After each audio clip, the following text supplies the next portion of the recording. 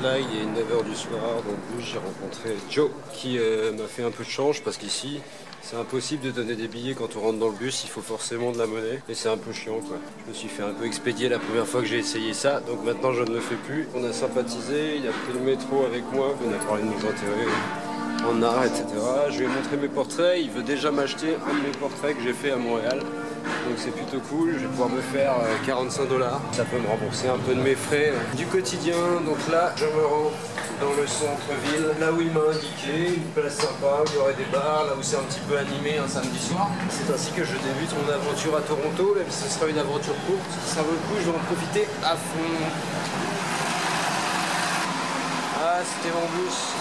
Excuse me, you speak French? No. No. Do you know Church Street? George? Church? Church, yes. Yeah, I have to keep going on Church Street East, but I don't know where is it. I'll walk with you. I'll walk home. Okay. Cool. Thank you very much. It's my first time in Toronto. All right. You know where on Church you're going? I just want to find a bar street. There are a lot of nightlife, to meet people. Okay, well, Yeah. that's where you want to be. You're in the right direction. Okay, I follow you. From France? Yeah, from France. Très bien. You know my accent?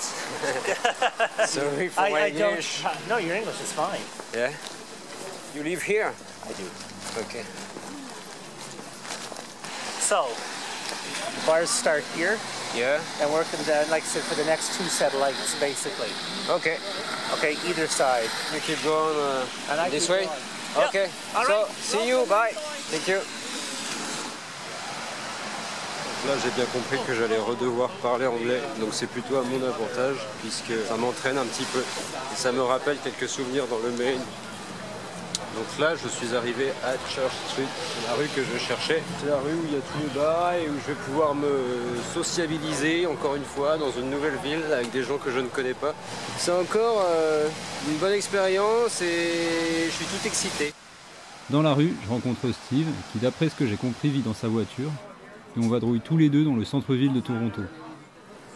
Désolé de ne pas pouvoir m'héberger, il m'invite à manger, puis on se quitte, en pensant ne jamais se recroiser. La soirée se poursuit, comme d'habitude je fais la fête, et à l'heure où les gens se désinhibent, je sympathise avec un garçon, apparemment très populaire, et qui m'embarque avec lui faire la tournée de tous les clubs du quartier.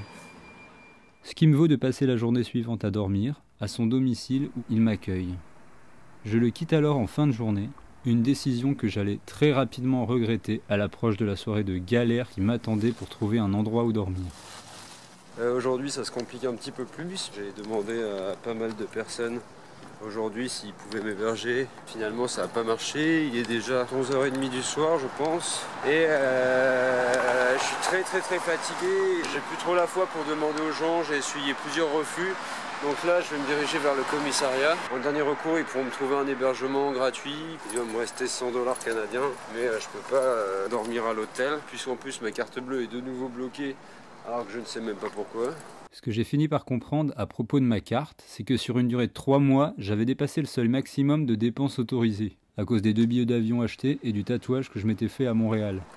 J'ai pas envie de me prendre la tête avec ça, mes derniers jours de voyage, je vais régler ça en rentrant. Demain, je vais aller aux chutes du Niagara. Il faut que j'économise quand même. Donc là, je me dirige vers le commissariat. On m'a indiqué la route à suivre et j'espère qu'ils pourront m'aider. Voilà. Au commissariat, on m'oriente vers un centre pour les sans-abri à une demi-heure à pied, où on me dit que je pourrais passer la nuit si toutefois le centre n'est pas complet.